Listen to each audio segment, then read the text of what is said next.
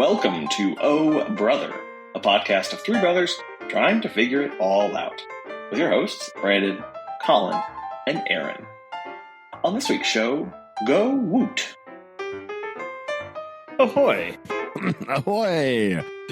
Sorry, off there. Well, the thing came up right as I was taking a drink. It was like, I'm just going to take a quick drink of tea. Oh, sure. Here we go. Sure. I get it. Oh. Yes. My numbers are all off. They are. I can hear you typing furiously. That's a new exciting phenomenon. It doesn't generally happen. Because when I record, I'm recording in a remote location. So because I don't have it plugged into the XLR box, the interface. That is what controls the gain and all that stuff. So now this is Zoom taking control over my microphone, going, "I will make you sound good." No, you're a liar. You're doing it wrong. Yeah. No, I accidentally. Megan and I had to record remotely for reasons, and I am. I was like forgetting to mute myself and all this sort of stuff, and I was like, I should be better at this one. Why am I not better at this? It's all right. Well, you normally have the thing, and I can still hear your furious keystrokes. Just in case you're curious. So sorry. It's good. It's all right. I just wanted you to know that so that it didn't like. I think I'm going to have to change suppression. Is going to have to be the medium background. Oh, typing. Wow, typing is high. That's the suppressed background noise. That's amazing. Can you hear me okay now? Or am I still quiet? Am I quiet? A little bit, but I can hear you. Okay. Well, I'll try and let's see. Okay. I'm practicing typing right now. Can you hear it? Absolutely. It sounds like you're typing on the microphone. That's what it sounds like. It just sounds like you're whacking the microphone. It's so far away. Oh my gosh. I've got a boot. I've got an arm. I got thing. Oh, the arm is falling. Oh no. Okay. Oh.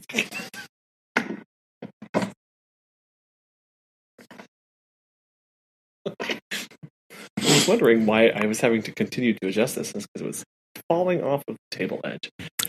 That will do it. Okay. Every time. Well, I will try and be more not.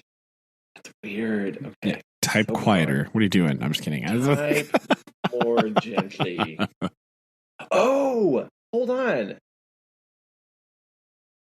Hey, how does this sound? Oh my gosh, that's 12,000 times better. Hey, just a second. Can you hear me typing? Nope. Okay. Hey, pro tip. Make sure Zoom has selected the right microphone to record on. Were you recording with the laptop microphone? I was indeed recording with the laptop. I was wondering why it was so quiet when I was doing my mic test. I was like, man, this is not good. Oh, this is much better. This is what the listeners want. The dulcet tones of Collin without the computer mic. Because when I was testing it, I was like, man, this sounds really echoey. This is insane. Well, guys, there you go. Pro tip.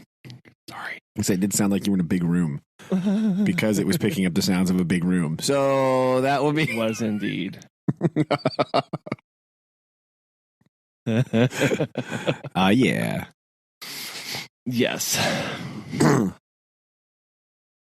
So where in the world is Collin today?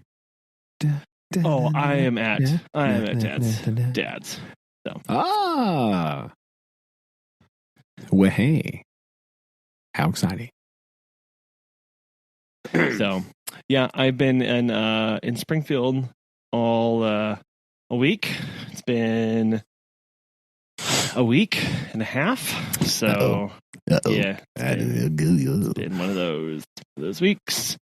So, if anybody wants to come work, I don't know, we'll just say full time. We'll just offer that. I think that's what we'll offer. All right, there you go. Boom. It's just that sounds exciting. So, yeah. I have some important news for you that I don't know if you know, because I didn't know until yesterday. I was, hold on, I was just doing something, and why do I keep opening the wrong thing on my phone? What is wrong with me? Why do I it's like muscle memory? So like when I click in certain places, I want to open this thing. So like other times I'm like, no, I want to open this. The new Grand Tour episode is out now. Did you know this? Oh my gosh, no. Surprise, sucker. It's out. I didn't know this. No. I was actually investigating if I was doing something else, and I don't know why this week, but I had a sudden urge to watch House, right? I just wanted to do this. And so I was looking to see, and I discovered that House is on Amazon Prime. Okay. Sure. Hashtag not sponsored by, okay, that's important. And so I just opened it up and I was typing in the search bar, and then it was like continue watching, and I was like, that's a new album thumbnail. Wait, what? So it just completely slipped by, but the new episode Scandi Flick is out. Whopping 100 minutes. Wow. For your enjoyment. So that might have to be next week's topic. Just saying. Okay. That's amazing. Very exciting. But I did not know this. And so I was like, what? When? How? I missed the announcement of this. It just sneaked in. Yeah. I have no idea how long it's been out. I don't really know. I just know that it is out. It's like, well, all right. I'm not going to watch it until I tell Collin about it, but so I'm just going to keep watching episodes of House. Okay. But like, yeah. I'm going to. Okay. No, I have not seen. I have not seen or kept up with that at all. I haven't either. So it was just a surprise thing that it is out. So surprise, it is out. There you go. There's your news. There's your good news for the week. More Grand Tour is out now for you to watch. Okay. Aha. Well, I am excited about this. We've talked about that. Of I guess what are your thoughts on the Grand Tour over time? Well, I definitely like it more over time, right? Like the first couple, like it's like everything else, right? There's some episodes that are like super good, and you can definitely watch them again and again and again because I have. And then there are other ones that's like, that's bad, right? That's not bad. It's just like I don't like. It feels like they try too hard. You know what I mean? Like, especially this like first season where it's like, no, we're going to try real hard and do all this stuff. And it's like, that's not really cool. Right? Like, it's fine. So I actually like the new format of just like all road trip and things, right? I don't love, I mean, they didn't love it either. The fact that it's like one per year. But, you know, it's been rough the last couple of years, you know, trying to do that, right? I feel like they did as best they could. Yeah, you know, so it's been all right. I'm not holding that against them, but I like the longer format ones. I like the focus on the trips and the silliness because, you know, I never really cared that much about the test car lap times from Top Gear and like random Audi review. Like, am I going to buy an Audi ever in my life? No. But teacher, for crying out loud. What like, I'm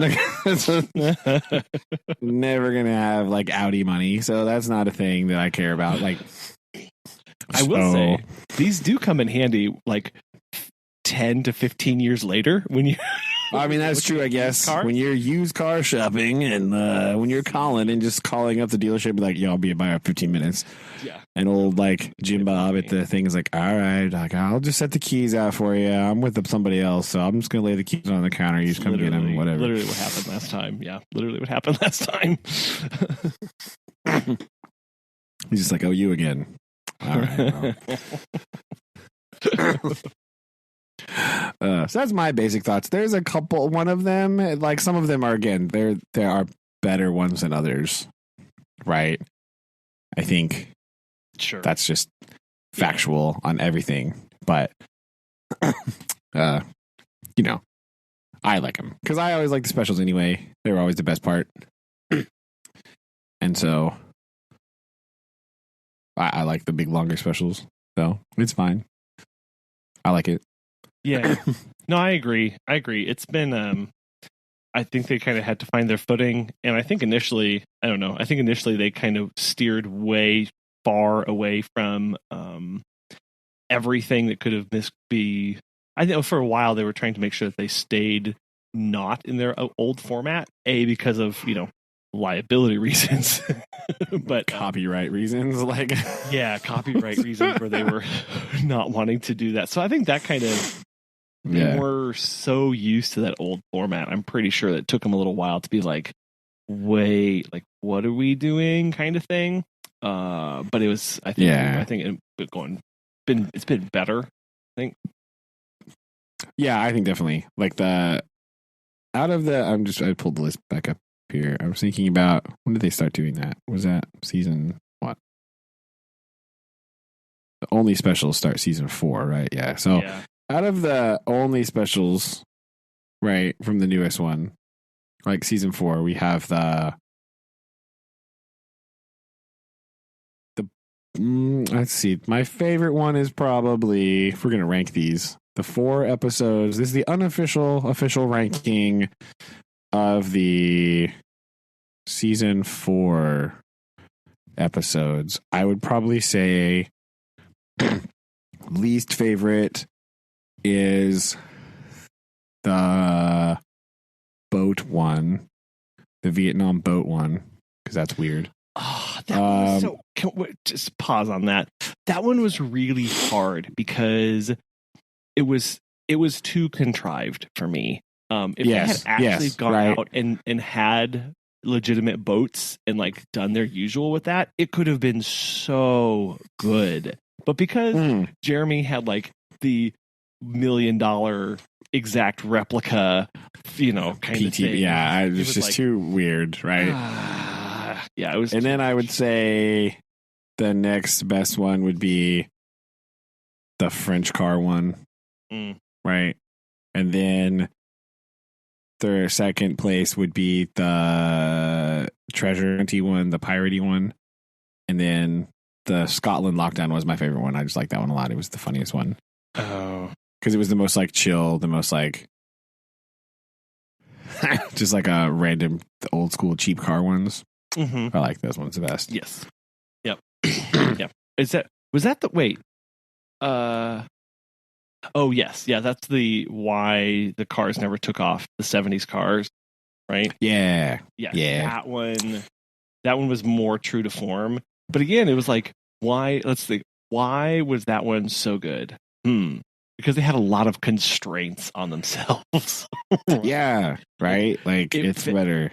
It felt very much like it, and because it was like around Scotland and obviously places where they do a lot, they know a lot of things. It's like it felt very, like very I don't know how to describe that, but very familiar, I guess, and calming, whatever. Yeah, it was less like zany. Yes. You know what I mean? When it gets too zany, I'm kind of like, it's a little less. I don't know. I don't like the zaniness as much. So, but I mean, even so, saying that, I really like the beach buggy one they did in Africa and Namibia. Wasn't that their first one? That was the first season, right? That was like their first one. That was the first big trip because they did like a trip a season after that. And I would say that one or the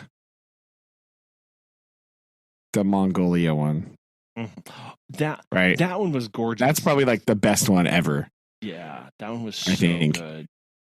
I really like that one. And I'm thinking like that's like the best one ever. Oh, right? Really? I think it's definitely top. It's top. It's one of the top ever ones. Okay. I like that one a lot. Is it better than the Vietnam motorcycle one? No, but or Botswana one. The very first Botswana one I really like. Oh. But I think those are my top 2 of all time. Yeah. But I think the Mongolia one might be number 3. Yeah, that one just was barely edging out the Colombia one where they go through the mountain pass of death with the right. That one's good too. But I think Mongolia is just slightly beats that one. That's fair. That's just fair. like it just edges it, nicks it at the line, if you will. But that one just had like very simple premise, very as ridiculous as it is. Yeah, but, right. It was just like drive out, boom, done. Right, like it was. So I think that's like top 3 all time. Is that one? That one's really good. Yeah, favorite. That's for sure. Yeah, the boat one in season 4 could have been so good, but it just didn't land. It made me very sad. But yeah, me too. Because some of the other boat ones have been hilarious, like when they made the cars into boats both times. Both times, was great. And then and then the third time where they tried to cross the channel. Yeah, that was great. That was amazing. See, that's what I was hoping that they would do, but instead, not so much. Yeah, or the end of the Vietnam one, where the motorcycle one, where they turn their motorcycles into like really weird things to go into the bay. That was odd, but like it was like that was weird. Again, they had to like do a thing, right? Not just like that's what they don't do enough of. Cue the work music. But yeah, I think so. I think that's right. They do. Well, see, here's the thing: they do, but because they have but they don't do it like now. They don't. It's not realistic. Yeah. It's like, oh, here's this. Yeah, like the piratey treasure one, where they're like, oh, look, here's my Bentley with all the stuff. Like you come on now, that's not like yes. Yeah. So, yeah, it's missing a little something, but I like the specials pretty good. So, excuse me, my voice is wrecked this week, like just completely destroyed because we had a big. He was tired this week. I don't know what's going on. We had basketball game. I stayed for the basketball game on Tuesday. Our school schedule like flops around. So like 1 year we have like 6,000 home games, and then the next year we have like 3. Right, and then so like next year there'll be like 1 billion home. You know what I mean? Because they do this to like move around where they play and stuff. Yeah. So this year we're on the 3 home game one. So I had to go to 1. Right. So I went on Tuesday. Sure. And this year, for reasons that are not quite clear to me, the 6th grade is previously it was 5th and 6th grade basketball. Right? Okay. Now it's 6, 7, 8 basketball. And I don't know why this happened. Right? I don't know why they decided to do this. But so like in the spring, it's going to be 4th and 5th grade basketball. Can you imagine anything worse than 4th graders playing basketball? Do you know how bad that's going to be? Like watching 5th graders play basketball is bad enough. 4th graders, like you don't understand how quickly children age until you watch a 4th grader or a 5th grader play basketball versus a 6th grader play basketball. It is ridiculous. Right? And this week I got to see 6th graders play basketball because they do like 6. This year they did girls A B team and boys A B team. So 4 basketball games on Tuesday. Why would you do that? Sounds like fun. No, not fun. They started at 5 and they got over. We left at like 9:20 and they weren't done with the last one. Oh no. We're like, all right, we went to like halftime. We're like, all right, dudes, I'm starving to death. I need like Taco Bell immediately. So we're going to go because I can't function anymore. Yeah. Oh man. So like, what are the? I mean, what did you say? What the expectations were for you and your time there? What do you mean? Like, you have to go to these, or no? But the kids are like, "Come watch us, come watch." I'm like, okay. I usually go to one, right? I usually go to one per thing. But this week, since there aren't many to choose from, sure, I went to this one this week, and so I cheered my brains out because the A girls team, who is mostly the kids I had last year, the game was like super close the whole time. It was like a 2-point game up until the end. So it was pretty intense. So I have this condition where I cannot be quiet at a basketball game. Yes, this is due to my history of being in the pep band. I must cheer very loudly at all times. Yeah. And so I sat with the student section because a lot of the parents don't appreciate this quality that I have. They sort of stare at me like I'm an insane person. Sure. So I sat with the kids because I'm old now. I sat with the kids on the bleachers, so that hurt. And that was oh my gosh. I sat in the bleachers for like 3 hours. So next day my back was like, why do you hate us? Yeah. Why did you do that? All my vertebrae were like, what is wrong with you? You can't do that anymore, you idiot. But I sat over there, cheered very loudly. I was proud of them. I told them, I was like, you guys appear to be using your powers for good. Because they were cheering like really loud and stuff. So it was fun. But my voice was like wrecked. And then, so that was good. It was good though. All the B teams lost, and I think the A teams won. So you know how it is, right? It's just how it goes. Fair. But it was all right. It was fun. It was a good time. Solid people. They were glad that we were there to cheer for them. So that's important, I guess. And then, so that was that. And then Wednesday, we had like an induction ceremony for this new school program that we have called JAG. So it's like the first year of this, and they had like the dinner where they induct like all the officers and all the members and stuff, and they like have a little speech, and the principal talked, and like the kids throw the whole thing and everything. So we went to that, and we stayed there for a long time talking to everybody. So I was like, hello. That's what I was doing on Wednesday, right? So it was very exhausting staying at school that late multiple nights in a row. Like, no. Yeah, but thankfully you have your trusty. Do you have a throat lozenge that you like to use? Oh, I do. Luckily, we have some Grathers Pastilles. # not sponsored. Very soothing and lovely. It's been very nice. Plus, my allergies just will not go away. It's very annoying. I don't like it at all. So it's just been a double whammy, but triple whammy. It was all right. It's been a fun week. It was good. So the JAG thing is really cool because I got to talk to just a bunch of people because I was just sitting in my room, like waiting. I did a bunch of work and then I just like was sitting in my classroom reading, and people would just like come by and speak to me. So it's fun. It's kind of cool to get to talk to some of those kids. The JAG thing is like, it's called like Jobs for American Graduates. Sure. And so the program is all about like life and career building skills. So like how to do job interviews and like how to talk to people and like planning and responsibility stuff and budgeting and all these things, right? So it's like a very like big rounded program that like anybody can be in, right? It's not just for like it's not just for kids that are going to the workforce, or it's not just for kids that are going to go to college or whatever. It's like literally anybody can be in this because they do lots of like career exploration stuff. Oh, nice. So it's all about like, well, what career do you want to do? Okay, these are the steps that you need to take to do that.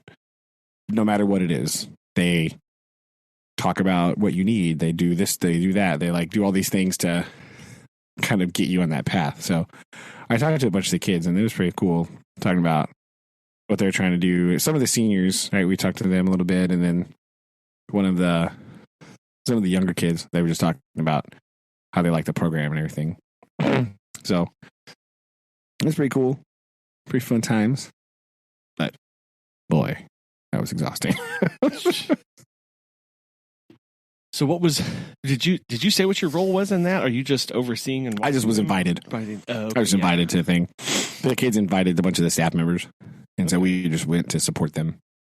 Be like, yeah, go woo, go woo, clapping. Yeah. So I didn't. My role was to sit and clap and clap some more. That was pretty much it. That was like, makes sense. And I was just talking to them just about stuff here and there. You know, when they came, they come sit down or go wander around. So it's pretty good.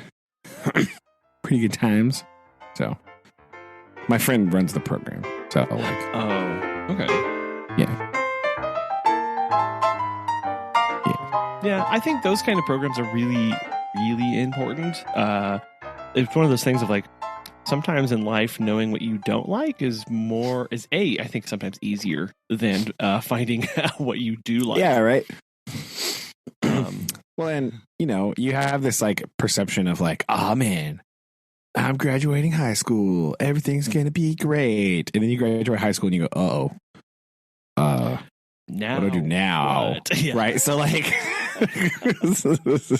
just having like some idea of what that is going to be very helpful, I think. We'll see. Yeah. Because that's always how it is. You're like, yeah, I don't have to listen to anybody. I can do whatever I want. And then you're like, what do I do? What do I do? All that stuff. Yeah. You're like, aw, dang it. I was relying on these people telling me what to do, and now I don't know what to do. And so now I'm having a has problem because I don't. We get some people that we get some times where people are just out of high school and they're going to take a gap year or two, try to figure out what they're doing, and they're applying to this job, and I'll just have conversations with them and be like, so it's weird not having deadlines for assignments, isn't it? And they're like, I don't know how to structure my days. Because you're so used to living in the world of quarters and semesters and years and breaks and writing deadlines and exams and finals, and like your world is ruled by deadlines effectively. And then you go out and it's not like the working world like, is not like this. Like, winter break, like what? Like that doesn't even make like you don't have any of those anchor points that you've lived unless you become a teacher. You're like, I'm never going to be in school again. Oh, dang it! I'm here every day. Whoopsie daisy! How did this happen? I have questions. Yeah, and then you're just like, oh. Like, what do I'm unmoored now from my time that I've been, it's been ingrained in me for the last 12 years. And then if you go to college, the last, 16 years, 17 years, and then poof, it's all gone. Yes. So you're just adrift at sea. No land in sight. Oh no. But I do think that it is important to take some time and go, okay, I've got some knowledge, right? I've got some of this little experience. Let me go and actually physically do something, intern, shadow, go get a part-time job doing just random things to figure out what I like, what I actually don't like. And even then, you can't experience everything. So, but I think it's important to go, okay, is college appropriate for me? Is a technical program appropriate for me? Is an internship appropriate for me? And really have those more life planning type of aspects, more so like when we were going through school. I think it was just more like it was kind of college planning. Like, if you're going to go to college, here's what you do, and if you're not, cool. Like I didn't really experience much of anything beyond like here's the steps to go to college, go talk to the counselor, and then what else? Like you experienced more than me because our counselor was not useful at all. It was just super unhelpful. Coach Scruggs was not very useful at counseling, right? So I just like, I was the only time I went to the counselor, I was like, hey, I need you to send my transcript here. And they're like, okay. That was it. We had no like. Yeah. Well, at least I think at least I don't remember I mean, there could have been meetings about this, right? But I don't recall them at this point in my life. I'm going to say that. I'm going to put this asterisk on here. I'm going to put this big asterisk that says I don't remember doing them. Yeah. So they were either not present or so unimpressive that I do not recall them in the slightest.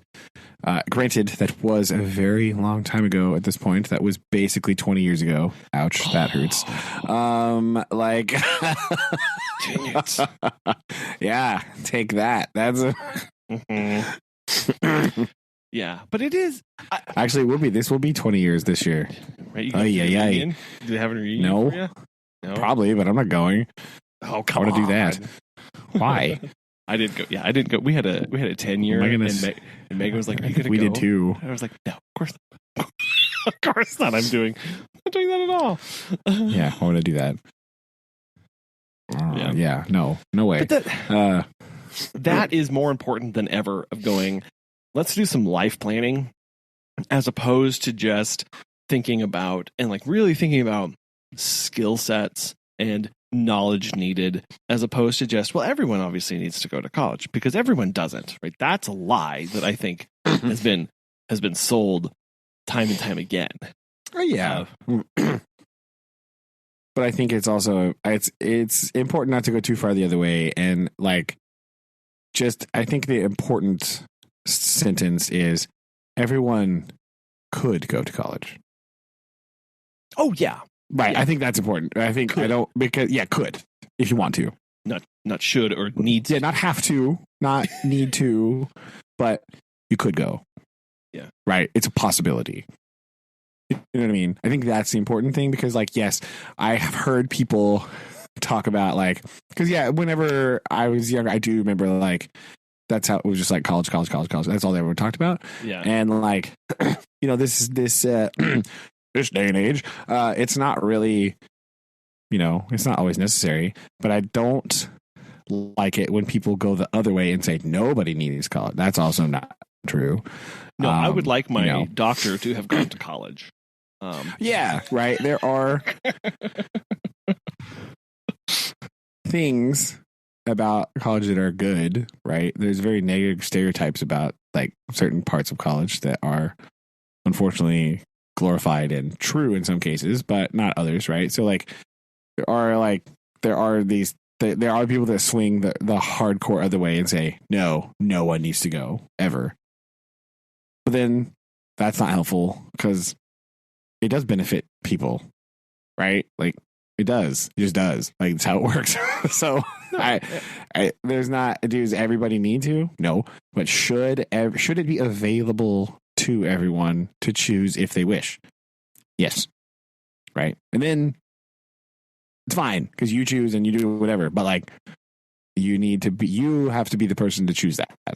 Right. I think that's the important key. Like, yeah. And I think that part of that, I think, starts with equipping the student with being able to ask good questions of whether they need to or not. Right. Yeah. That's what all the equipping needs to figure. Because too often, I think we jump into and here's how you apply, and here's how you practice for the test, and here's how you do this, and here's what this looks like, and here's what the financials look like, and without stopping and going, whoa. Yeah. Do I need to? Yeah. That's true. But I think you should also be honest about what happened, like what it looks like when you just jump into the workforce. Right. Mm-hmm. That needs to be an honest discussion, as well as somebody who spent several years in a factory setting. There becomes a certain point where, like, when you're like 18, that looks great. Right. Because the money that you're making is stupid. Yeah. Right. For 18. It's the most money you've ever seen in your life. Right. Those paychecks you get are huge. Right. But also, a lot of those positions, that's all you're ever going to do. Mm-hmm. Right? That's kind of the ceiling. Now, there are some like you can move up a little bit, but there's a ceiling to that, to what the company will let you do if you just started working there. right? Because all upper management all has degrees, all of them, right? So not like a middle management, not like line boss. Line boss is just the dude that's worked there for 30 years, right? But that's the ceiling for you. That's it. Right. So it's cool and it sounds good, but you also need to be prepared. Like this is it. You better like this job because that's it. Now there's lots of sideways mobility. You can go to other factories and get other jobs and do other things, but like as far as upward boundness, like you're limited. You know what I mean? Mm-hmm. And for some people, that's totally fine. Like they don't care. You go. I mean, it sounds appealing sometimes, right? Like you just go, you work. When it's time off, you go home. That's it. You literally don't have to worry about anything else ever because it's not your problem, right? You know what I mean? Like exactly. There's something very liberating about this aspect of life. It's like, yeah, I just go. I do my job. I go home. Done. Nailed it. Right. But like, you need to be honest about that and what that means for when you're like, 35 and have like 3 kids. Like, is that number still good? Is that like, are you still going to be able to do these things? And you know what I mean? Like, so these career explorations, I think are important. Like, there's so many jobs out there. There's so many, like, there is like literally thousands of jobs that did not exist when I graduated high school. Mm-hmm. Now, you know what I mean? So like taking the time to have time to explore these avenues and just kind of think about like all these different prospects I think it's really cool and important to do that because you can really kind of, take more time and not just be like, oh no, I need a job. Here, go, blah, right? And then just be working at this place just because they hired you, right? Like, Mm-hmm. So I think it's good. I think it's a good thing to be thinking about and talking about. So, yeah, I think it's cool. I'm kind of excited to see how it goes. See what what happens with some of them. I think it'll be good stuff. Yeah, I can't wait. Yeah. Report back. Yes, will do.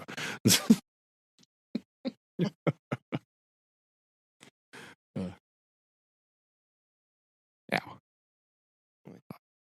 Well, the Honda is supposed to be fixed right now. Supposed to be. They heard that before. Well, they claim it is been cleaned and went to the car wash, I think. And it is sitting. They sprayed it with a hose. They just or spit on it, probably rub it in with a Brillo pad, and yes, it is sitting waiting for me to pick up. So hopefully, on Monday, in a couple days now, I'll be able to swap out the cars and apologize profusely for the almost 7,000 miles I've put on the rental car, and. and yeah, it's bad. It's look. Holy what? Yeah. Oh my gosh. Yeah. Well, it's gonna be a lot. So wow. I'll say that's been real fun. You are your father's son. Look at this. I just putting millions of miles on automobiles forever. It's like, and I was like, I called them multiple times. I was like, look, it's saying I need an oil change. And they were like, it's fine. Don't worry about it. And I was like, no, you don't understand. Like, it's saying I need an oil change. Can I go drop this off somewhere? Can I switch? And they were like, no, just keep driving it. I'm like, okay. So for all you people out there who get, like the really good deals on the rental cars that are being sold with like super low mileage, just know that they never change the oil. That's the sticker. Just for context, the window sticker on this car reads to change the oil at 15,000 miles. The window sticker.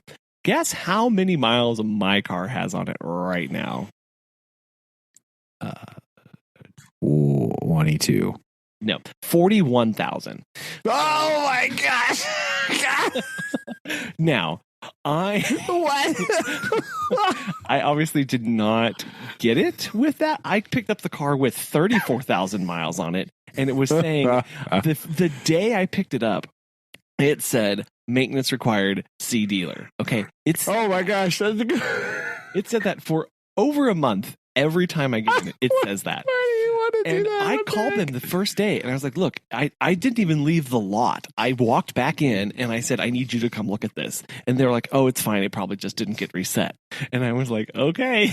So every time I start my car, it says maintenance required, see dealer. A little check engine light is now on. And I look up and I see that the last sticker on there is from 15,000 miles. So you want to like check the oil, just like peek in there.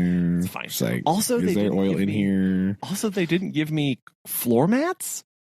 And I don't know if you know this, but that's weird. So where my heel has actually worn a spot into the carpet because I don't have a floor mat. So it's just so my heel has actually been wearing a spot into and through the carpet. So this has not gone well at all. This poses a question.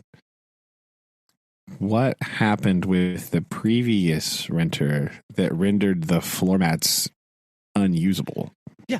Or here's that's a real question. No, what did they do to them? Here's what I think legitimately happened. They were flipping this around so fast to get it back out to rent that they didn't put them in. I mean, perhaps that's possibly true. Guarantee you. Or something so appalling happened that they just threw them away. But I'm like, man, like this is nuts. So anyway, we're going to see what happens when I return this because I'm not too happy. Oh, and here's the other thing. Okay, so this happened. Oh yeah, this happened last week. Friday, I called the repair and I'm like, hey. Oh, so 2 weeks ago I called and I was like, hey, so here's what's going on. I'm just checking. I just called them and I was like, I've been checking in with them going, look, I've got to figure out, am I extending my rental? Am I not extending the rental? I just need to know, right? I'm not calling to pester you, but I am renting this car now and I'm paying for it out of pocket. And they were like, oh, it's fine. Look, we got the part in, it's going to be fine. Don't worry about it. And don't worry about it as you're still paying daily fee for using the car. Keep it as long as you want. Keep paying us this rental fee. Loser. I'm calling the repair company saying like, how's it going? I need to know if I need to extend this another week or blah, blah, blah. And they're like, yeah, we've got a part coming in. It's going to be fine. Yeah, it should be another day. And then the part came in and then I called them the next day because it was one of the things of like, yeah, we'll call you tomorrow. And they didn't call you. No, nobody ever calls you. Listeners, pro tip. Anytime a company says, we will call you, step one, or get the person's name. And step two, they're lying. Call them back tomorrow because they will not have called you. Every single time. Unless, of course, it's Collin's Pet Sitting Company. Obviously, they'll call you back. We call you back. But you don't even have to ask us to. I call you back. Yeah, we just do. I just do. No, seriously. People will call, and I will call them back, and I'll say, hi, I'm sorry for missing your phone call from earlier. How can I help you? And they're like, anyway. I called back the next day, and they were like, hey, so the part came in. It's a beautiful part, but it's the wrong part. It's perfect in every single way, except we ordered the wrong one. It doesn't fit. If you drove a different vehicle, it would be wonderful. But as it turns out, so then they said, hey, you know what? We'll send an extension over to the rental company and we'll start paying your bill since we messed this up. And I went, okay, when is that going to start? And they were like, oh, today. And I said, because they said, we'll send over and request an extension on your insurance and we will foot the bill for after that. And I said, cool. Insurance ran out a week ago and I've been paying this by myself. And there was a long pause and they were like, hold on. Got back and they're like, yeah, it's fine. We'll send over an extension and everything will be okay. And I went, do I need to do anything? They said, no. I was like, okay. So then I called the rental car company, the following day, because I figured give it a day to let everything like matriculate through the system, and called, and they were like, "Hey, yeah, we haven't gotten anything from them."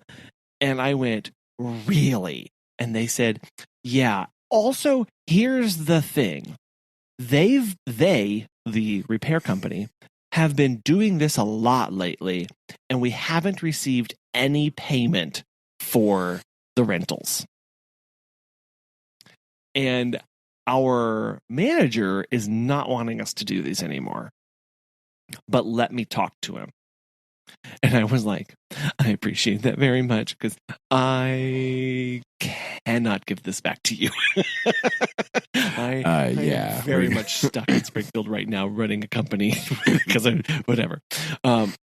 And so he came on, he was like, okay, because they feel like it's going to be, because they know the new part is on the way, we will extend it. But if they did not have like a set end date of like, this is going to be done, because I guess a lot of people are just like, we're in a rental and the parts are just ordered for whoever knows how long, right? A lot of people are in that position right now.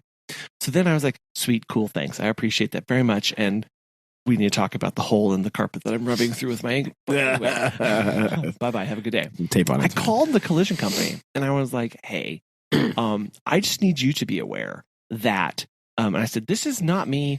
I'm not angry. I'm not in this at all. This is between you and the rental people. You have not been paying your bills, and it is impacting my and other people's ability to get extensions on the cars that we need because of things that you were messing up, either incorrect orders or whatever. And so I need you to know that your relationship with the rental company is not very good right now. And they're the only rental company in town. And she was like, oh, well, I mean, we got you. We're going to pay for it. And I was like, lies. I was like, look, you can tell me that, but you need to be calling the other. And look, I know you're way down on the totem pole. You're not paying the bills here. I understand that, but you need to run something up your flagpole real fast here, because very soon they're going to start cutting you off from this ability that you think you have. And you need to make sure you're talking with your finance department and your money people so that you're actually cleared to do this. Because I don't know if they're approving anything or not. And I was like, again, I'm not in this game. It's between you two to fight this out. I'm trying to let you know before they just put the ban hammer on. And true. Well, I mean, you say you're not in this game, but also, like, I'm not paying for this car anymore, losers. You're doing it, so I know. I'm in this game to some extent because I'm sick and tired of paying for this because you're jacking around. So let's get this show on the road here. I'm trying to come at this from like more of a neutral territory of just like letting them know, like, hey, this other company's kind of talking smack about you because you're not holding up your end of the bargain. And I'd hate for this to go down south because there are going to be a lot of people impacted by this. So anyway, I got to go. I'm busy. Bye. Including myself. Exactly. Sure. Chief among them, me. A little selfishly, Moa. But it's just like come on, people. Let's do this. And I understand it's very easy. It's very easy for the collision arm. It's a big dealership, right? This dealership runs a lot of these different things, so it's very easy for the collision and repair arm of the company to make these promises, and then they kind of move through their internal system before they wind up with somebody who's rubber stamping them or not. Yeah, but and then it moves back through the system, so it's very easy for them to say yes. Oh, that's fine. But if somebody over on the left hand is not approving or frustrated that they're approving, or they have a longer process to go through to get these approved by upper management, and they aren't communicating that back down to the right hand, it's a major problem. Yeah. And this happens at school. This is what I talk about when I'm like, it's always just, whenever I need to rely on somebody else, that's when things start going south, right? That's when it's bad. because they're not listening or doing things because they're ridiculous people. And some of those systems, they weren't designed for a lot of those rapid back and forth or real time kind of adjustment. And I understand that and I get that. It's just those systems have to be nimble enough to change in that moment, because it sounds like they may have been using the collision company may have been using, I say collision company, they don't manufacture collisions, they repair. Anyway, that sounded weird. Allegedly. the chaos company. They yes. They it sounds like Mad Max, exactly right. It's just driving around. Sounds like they may have been using a process that was designed for like very low volume and like one-offs kind of thing. Because of all the back orders and because of all the chaos and wrong shipments and whatever, they have been using this process a lot more, but it was never designed to handle that volume. Or they came up with the process like 12 years ago. And they just like haven't, they're just like, man, it's fine. Yeah. And like didn't ever do anything else with it. Like, just like, that is what happened. It's all right. And they just never looked at it again because why would we ever need to extend 17 cars at the same time? That will never happen. And so now they've extended all this stuff, and very likely that was never budgeted in for that program or never taken a second glance in how they approve that volume of money internally. Who knows the number of kinks? Or it just gets thrown into a paper shredder and they go, yeah, whatever. That's not real. Yeah, right. Like, who knows what gets trimmed here and shaved there and shortcut this and blah, blah, blah. Like, yeah. I mean, for all I know, that process was actually deprecated like 6 years ago, but they never told the collision repair center. Yeah, that's true, right? Like, oh, and Deb in the department was the one who processed that, but it all vanished when she retired. Yeah, she retired, right? Like, oh no, just all these paperwork is just sitting in her little mailbox in the main office, and you're like, oh no, yeah. That happens at school a lot when somebody quits or like retires or does something or changes jobs, and they'll be like, well, who does it now? I'm like, I don't know. You're the boss. You're supposed to come up with that plan, but you just didn't think about that, I guess. You didn't. Like, why? It's hard. I mean, I can't imagine trying to account for all of the little things that those kind of positions do or have been globbed on and were never rewritten into their job description before they left. Because a lot of those people who have been in their positions for 20, 30 years have just very slowly... Oh, hold on. I need to take a phone call. Sorry. All right. Listeners out there, stop getting ridiculously complicated door locks. Oh, my gosh. Oh, my gosh. It's like a puzzle box, right? It's oh, my gosh. Oh man, the worst door lock ever would be, do you remember those little like 3x3 plastic slidey puzzles? Bro, that should be the door lock. Yeah. You never get in your house ever. No, can't do it. I know. So most people have just a plain old door lock with a key, right? Perfect. Easy peasy. Other times they have a keypad with like physical buttons that you press in. To my house, I don't have physical buttons, but it's like, it's going to be it's hard to describe, but it's a keypad, but you press into them. It's kind of like that soft texture where you just push into where they're supposed to be, and it lights up in the back. I hate screens on door locks. I hate screens on door locks because screens. It's an actual. Oh, okay. Sorry. Okay, because I'm an old man. LCD screen. Yeah. No. Because I'm an old man, I was like, screen door? What Screen door. Yeah, no. I should. Yeah. No, the screens, because the only way to activate them is by pressing them. But usually, when you press them, you have now entered a key, a number. Right? And then so that is problem. Right. So then what they decided, they went, I know what we'll do. Because people are just pressing on the screen and activating a number and then entering an incorrect code, we'll have a secret portion of the screen that you were supposed to press to activate the screen lighting. Like in the corner or something. Like, as opposed to just ignoring the first press. Like, just ignore the first one. Just when light dim, first press activates it, second press, start accepting key entries. No, they can't do that. Far too complicated. We'll just have a secret part of the screen. So this one, so weird. You have to come like a button on the side, just like beep. Okay, now it's on. No physical buttons that'll just break and you'll get wet. So it has to be a nice pure black screen with a secret part that you're supposed to press. Oh yeah, because physical locking mechanisms never get, and they still work just fine. Exactly, which is why we have to improve upon them with technology.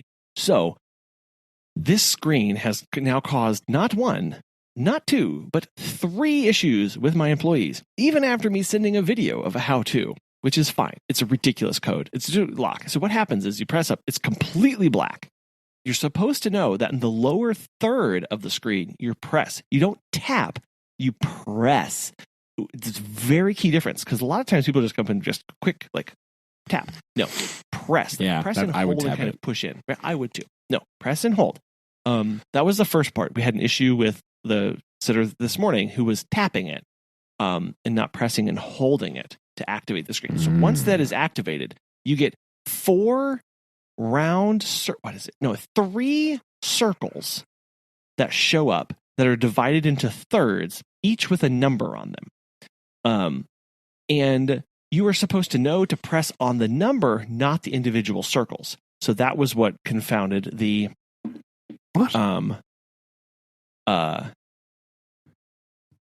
that's what confounded the second sitter because they thought. I mean, that is confounding. I'm very confounded. They thought right now, just trying to visualize this like monstrosity. They thought it was like a simplified key, like dialing pad, where you would just tap multiple times to get to that same number, right? Like T9 thing. I just thought maybe you pushed the 3 things in the right order, like a Zelda dungeon, like boop, boop, boop, and then da-na-na-na. No, they thought, okay, if I need to get to the 3, I'll hit that like, one. rupees again, dang it. Blah, blah. And no, you have to use and they're small circles because it's a small screen. So you have to, and it's all in like the lower half. It's so crazy. I don't know what happens in the other half. And then you have to press that. And then once you've pressed that, a new little box will display below those 3 circles with a little fingerprint pattern in the middle of it. It's not actually a fingerprint sensor, but that's what you are supposed to do with your finger. You're supposed to press that and hold it until it unlocks. And then that is far too complicated for a door.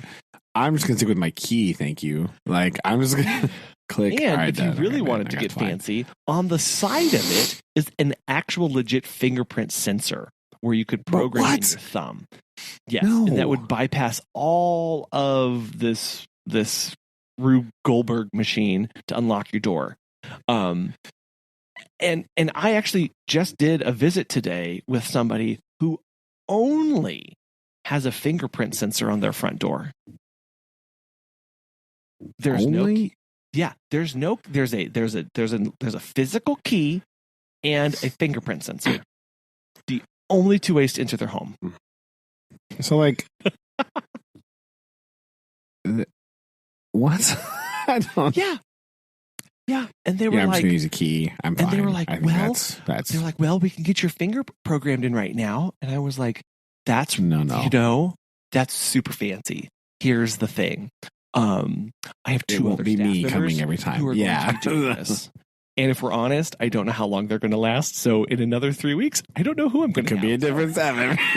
But I'm not going At to the rate we're going. Yes. So I said, I'm going to strongly recommend we have a key. And more importantly, you get a lockbox and you put that on your front door when you're traveling, and that we can use that. And then you just give us a code, and it's just as secure. Like, seriously.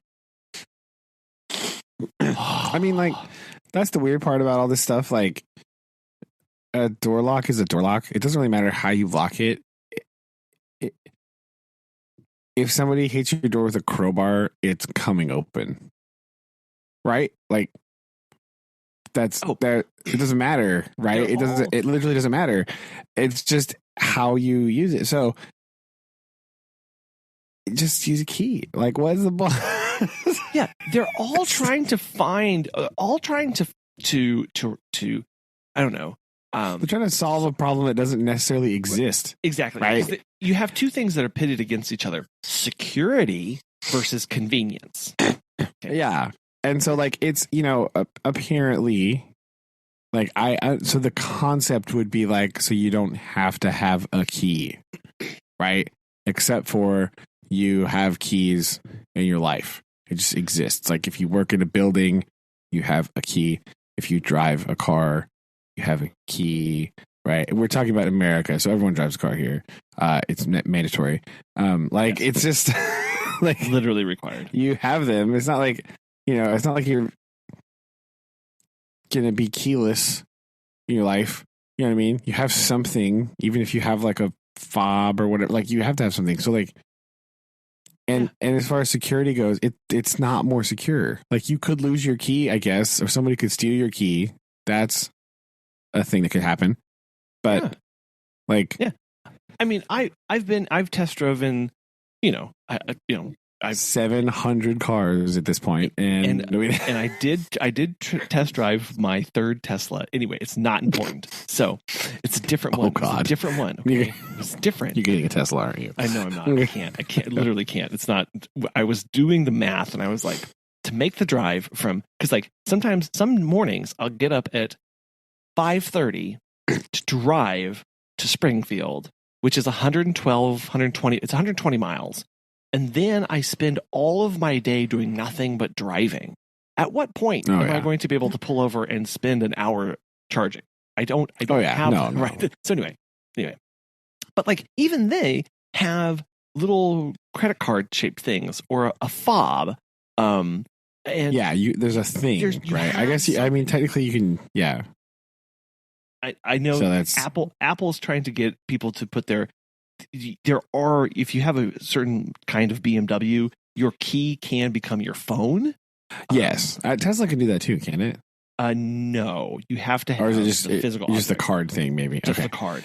So, but yeah, you're right. There's still something there. And what they're trying to get around the fact of like, carrying keys are inconvenient. What if you just used a code in your head or a fingerprint button, or but carrying things is just inconvenient. That's just how it works. But it's also like, but here's what they all like. Here, I guess here's part of this. Here's part of the societal breakdown, and we can translate this all the way back to our Be Kind Rewind episode of classic. We don't have a lot of people interacting with one another. People don't have other people coming over to their homes. This is what I have learned this. If you do not live in the home, you don't have people coming over. Because if you did, all of these fancy solutions for locking your front door would literally not exist. Because you can't program in all of the possible thumbprints. You can't all of these things. Yeah. Or like, I know a lot of these, a lot of the locks, you can turn your phone into a proximity key. So when it detects the proximity to your lock, it'll unlock. That only works if you. That's weird. It's just you, right? Yeah, that's true. You and the other person who lives with you. Like, if you're having neighbors coming over or whatever, like, none of those actually work.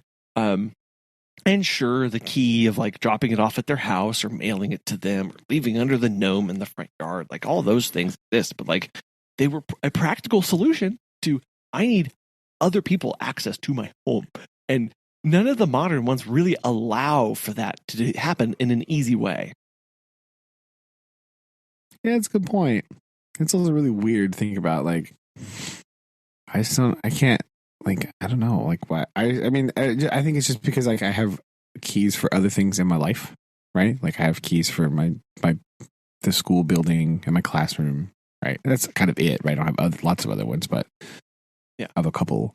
And so, like, I just have some that I need. And so, I can't, like, not having a house key would not do me any good because I still have work keys. So, like, it doesn't matter. A 1/10 of an ounce. Like, oh my gosh. So thank you so much. Plus, you can't have a cool keychain. Plus, you can't do that thing where you put the key ring over your finger and you spin them around, right? You like spin and catch them. I do that all the time. That's why I said the tick I do. Like, I just do the spin catch thing, right? Especially while you're walking, you do it, you know. Sure. Right, it's a thing. The OG fidget spinner. Yeah, you can't do that if you don't have a key. So why would I want to not have one? And my business relies on keys. I mean, we have over almost I think over like almost 200 keys. And almost as many door codes and garage codes. Yeah. But I mean, I don't want keys anymore. So we are pushing everybody to do lock boxes. But it's still for a key, right? It's not yeah, right. It's still you're getting a key. It's please leave just like a key in there, a holding place. Yeah, right. Like, your thing. Like, it's just a place to hold a key. So it's just like an extra step in the process. I just don't want it in my office. Oh, I mean, that's fair. That's fair.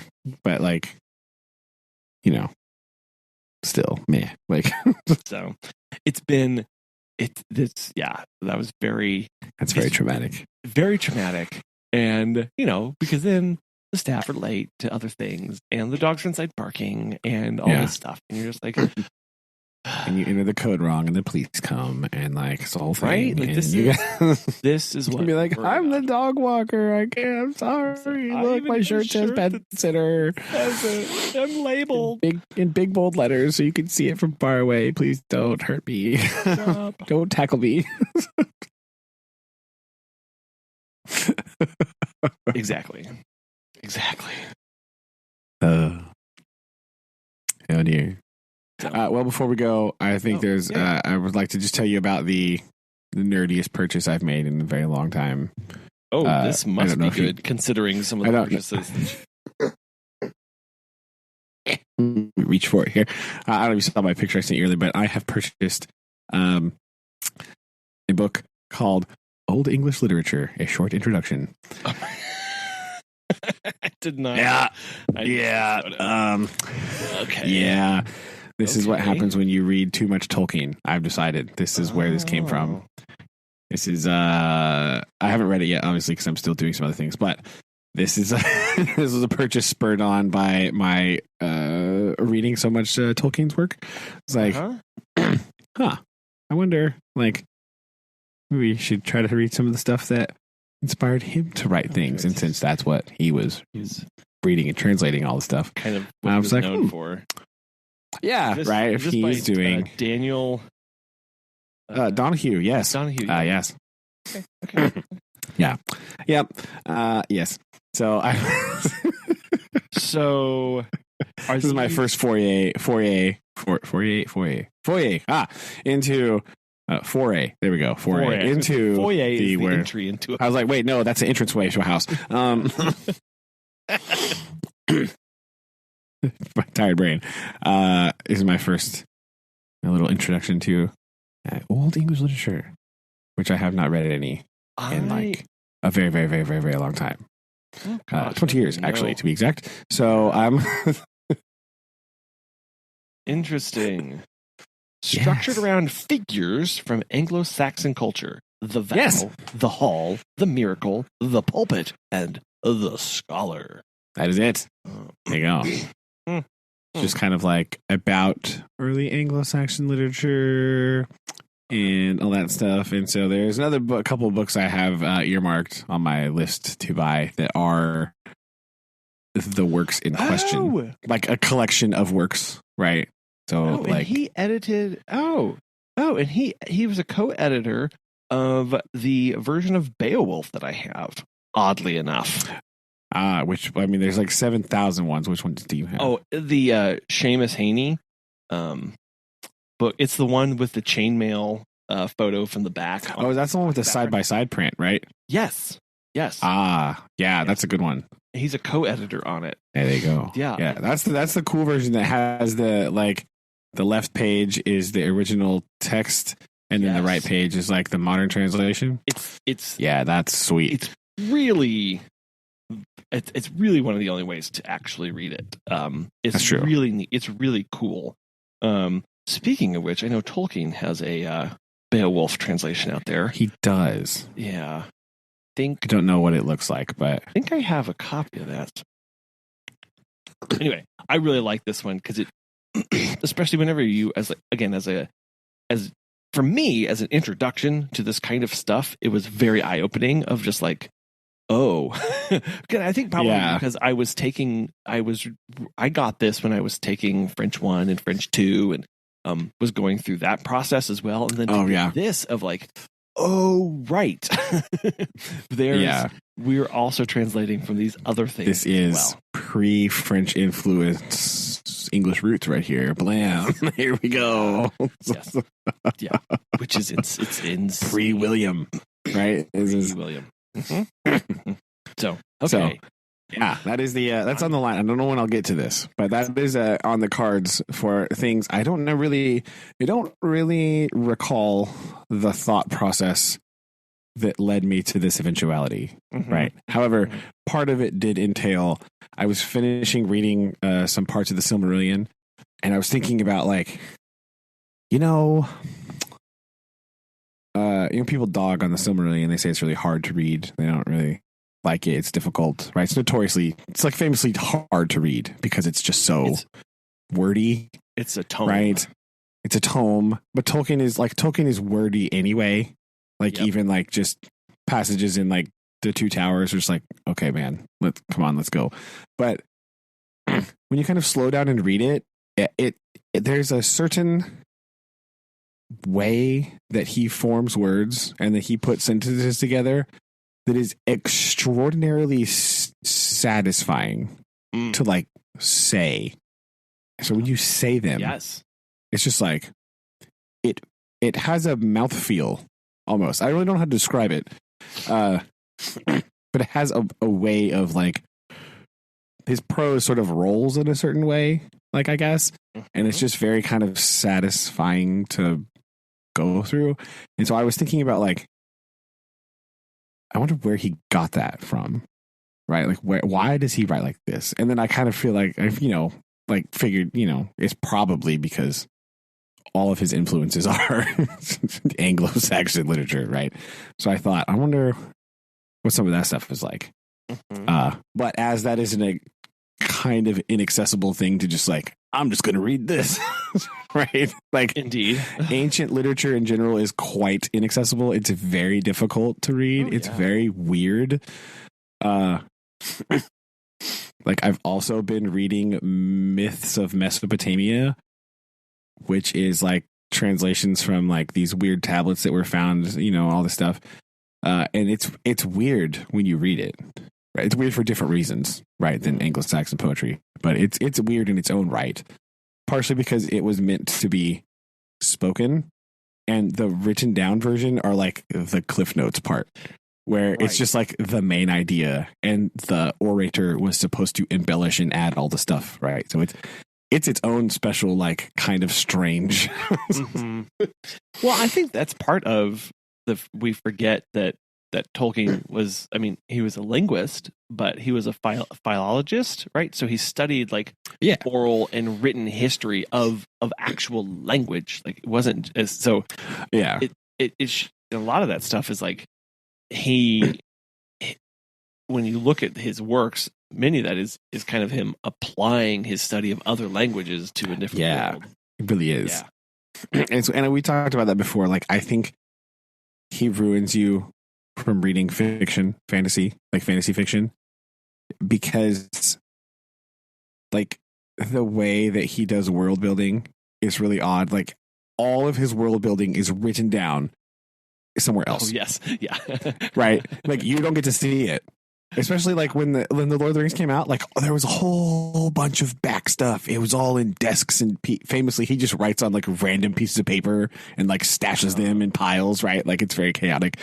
Reading what Christopher would write about, like how he had to decipher these things, was just like, dude, how did you do this? Mm-hmm. Like it, but because there is a backstory and there is history and there's all this stuff, but it's not in the book you're reading. Mm-hmm. Right, it makes it very like intriguing, right? Because it makes the world feel big because the writer knows about the world and he'll just like say things and you're like, wait, what does that mean? Whereas other books will like ad nauseum explain every detail to you in the book you're reading in like really unhelpful, much too long exposition pieces. Right, and so you're just like, I don't care. Right, like the story was fine until now.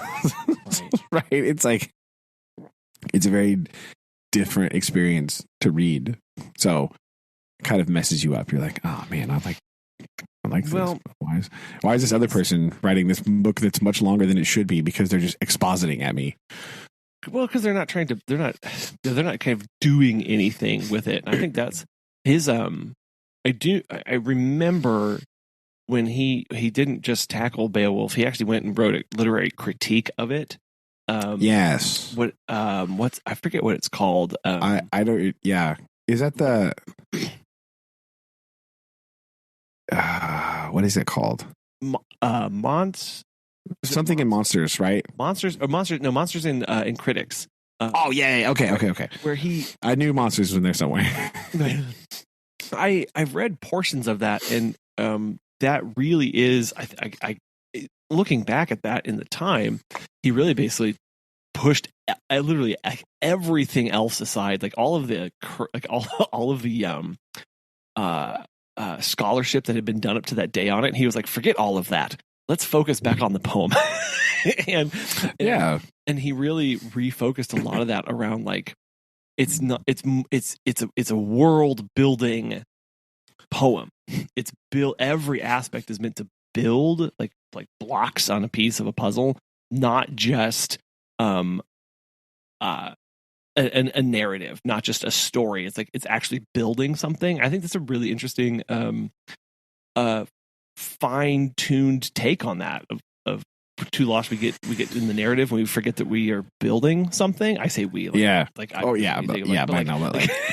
authors in general, the royal we, right? This is meant to go somewhere with this, right? I think that's important. Well, and it's interesting because like when you read, like even with the Mesopotamia stuff, like you see the things that they say and the things they chose to write are like things that were the most important to them. Like the way that they highlight things, like these are characteristics and traits and things that they value. Yes, right. Exactly. So when you read like Beowulf, sections of Beowulf, you're like, these are things that are important to this culture. When you read like The Wanderer, right? Because I've read that before, that poem, that famous poem that Tolkien borrowed from in the song that the Rohan guy sings at the funeral. Oh yes. Where is the horse and the rider? Where is the horn? That's borrowed from, like, it's inspired by The Wanderer. So I read The Wanderer, and it's just like, whoa, this is like some heavy stuff right here. You know what I mean? Like it's like a lament, and it's very heavy. It's very prosical and it's very beautiful, but it's also like, this is what was important at this time, right? And that's all that's you don't get any other world building. It's just a poem. It's not even that long, and you get a lot of information from that prose, right? And it's really good, right? So, the fact that he was able to do that and translate that into some of his writing is what makes it so interesting. Why I like it so much, right? But like, that's why I kind of got this. I was like, okay, I want to read some of this stuff that would inspire him because I just like reading his prose and his work and stuff. So It's one of the things I read. I don't like read it all the time, but I was like, oh, I'm just going to go read this chapter in the Silmarillion now because this is really good, right? And I read this, and you get some of that, like when you start getting into some of that stuff too, you kind of get the way that he writes and the way that he talks and the things that he talks about. You kind of get like the things that were important to him as well, and the things like his values. They're kind of like you can start to find them, right, sprinkled in there. A little bit here, a little bit there, right? Like the characters that he chooses to be important, like Sam, obviously, or like, or his like it's not in the Silmarillion. It's like in one of his drafts that Christopher put out in the Histories of Middle Earth thing, but like his version of the end times, like the final judgment time of Middle Earth. Like his version of that is like extremely telling. Like, oh, okay, right. I see. Yeah, because his final battle is a little bit different than some other stuff. Like he was inspired by like Norse mythology and like Judeo-Christian belief stuff, but like it's very sort of beautiful the way it sort of is supposed to tie up in his mind, like all these things that happen. It's like, oh. The end times are like all these people that went through the Silmarillion, and there's all these problems, and they chose to do one thing a certain way, and it caused all this stuff. In the final battle, they get an opportunity to make a different choice. Like they return and they make another choice. Right. And it defeats the evil, and it rebuilds the world, and it heals the thing. It's like, oh, dang, dude. Like, whoa. It's like, that's some heavy stuff. Like, seriously. Like, wow. It's great.